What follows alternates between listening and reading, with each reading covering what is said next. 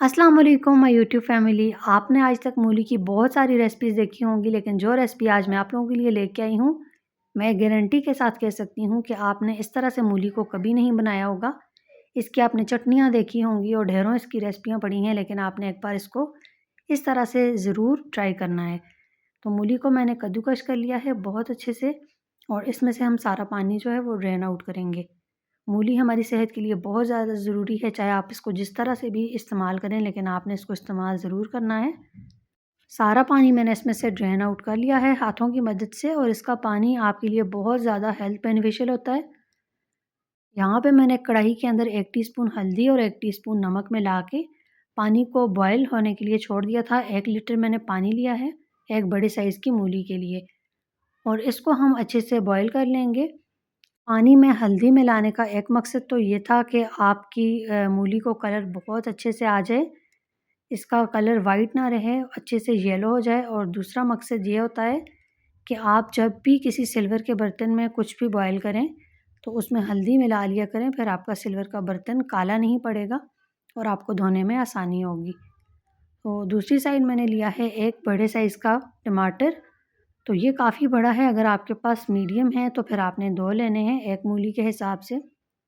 तो ये काफ़ी बड़े साइज़ का है। इसको बिल्कुल रफ़ली आपने इस तरह से गोल स्लाइसेस में कट कर लेना है। प्याज को भी हम 4 पीसेस में कट करेंगे, और इसलिए हम इसको अभी रफ़ली कट कर रहे हैं क्योंकि हम आगे जाके जो रेसिपी बनाएँगे उसमें हमें इसी तरह का चाहिए टमाटर, और प्याज को हम चॉप कर लेंगे।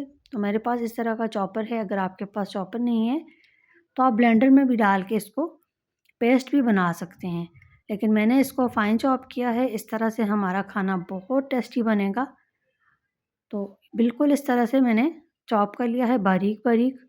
अब हमने जो मूली बॉयल होने के लिए छोड़ी थी वो हम चेक कर लेते हैं। बहुत अच्छे से इस पे कलर भी आ चुका है और ये बहुत अच्छे से सॉफ्ट भी हो चुकी है। अब हम इसी कढ़ाई के अंदर 4 टेबल स्पून कुकिंग ऑयल के लेंगे, और उसमें हम एक मीडियम साइज़ का प्याज जो हमने चॉप कर लिया था वो डालेंगे। ऑयल आपका गर्म होना चाहिए ताकि आपकी रेसिपी जल्दी से बन सके, बिल्कुल भी टाइम ना लगे।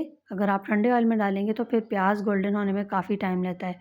और वैसे हमने इस रेसिपी के अंदर प्याज को गोल्डन ज़्यादा नहीं करना, हल्का सा हमने इसको सौते करना है। साथ ही हमने 1 टीस्पून इसमें लहसुन का पेस्ट शामिल किया है, और इसको भी हम 25 से 30 सेकंड के लिए फ्राई कर लेंगे। जब इसमें हल्का सा पिंकिश सा कलर आ जाएगा, फिर हम इसमें कद्दूकस की हुई मूली, बॉयल की हुई मूली ऐड करेंगे। इस तरह से हम इसको फैला लेंगे और अच्छे से हम इसको इन चीज़ों के साथ मिला लेंगे। लहसुन और प्याज के साथ हमने मूली को मिलाया है। इसके बाद हम इसको मीडियम फ्लेम के ऊपर 3 से 4 मिनट के लिए इसी तरह से मुसलसल चम्मच चलाते हुए फ्राई करेंगे। 3 से 4 मिनट के लिए काफ़ी होगा। उसके बाद हमने जो स्लाइसेस में टमाटर कट किए थे वो हम ऊपर इस तरह से लगा लेंगे। तो जितनी ये मूली मेरे पास बॉयल होने के बाद निकली है, इसमें ये 4 पीसेस बहुत ज़्यादा हैं। ज़्यादा मैं टमाटर और ऐड नहीं करूँगी। 1 टीस्पून चिली फ्लेक्स, 1 टीस्पून नमक और 1 टीस्पून ज़ीरा पाउडर, हाफ़ टीस्पून मैंने इसमें हल्दी ऐड की है। बिल्कुल बेसिक से मसाले डालने के बाद मैंने इसमें 1/3 कप पानी ऐड किया है, और इसको हम टमाटरों को सॉफ्ट होने के लिए छोड़ देंगे। 5 मिनट के बाद मैंने इसको जब चेक किया है तो आप लोग देख सकते हैं टमाटर हमारे इस हद तक सॉफ्ट हो चुके हैं कि चम्मच टच करते ही ये बिल्कुल मैश हो रहे हैं।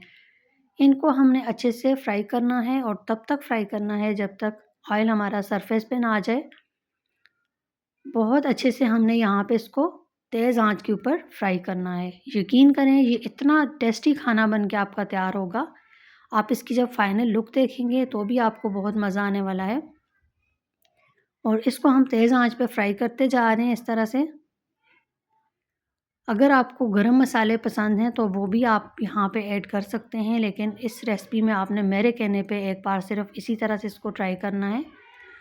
तो ये अच्छे से फ्राई हो चुकी है, ऑयल सरफेस पे आना स्टार्ट हो चुका है, और जो मूली का मॉइस्चर था वो भी ख़त्म हो चुका है, ड्राई हो चुका है। अब यहाँ पे मैंने 2 हरी मिर्चें कट की हुई डाली हैं इसमें।